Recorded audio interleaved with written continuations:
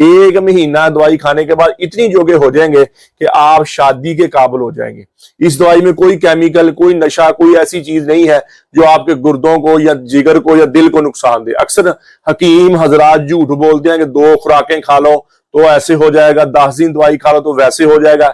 ऐसी दवाइयों से बच जाएं। ये कुश्ता जात हकीम खिलाते हैं जो गुर्दों को, जिगर को नुकसान देते हैं। ऐसी दवाई, इसमें कोई कुश्ता नहीं है, कोई नशा नहीं है, किसी किस्म का कोई स्टीराइड नहीं है।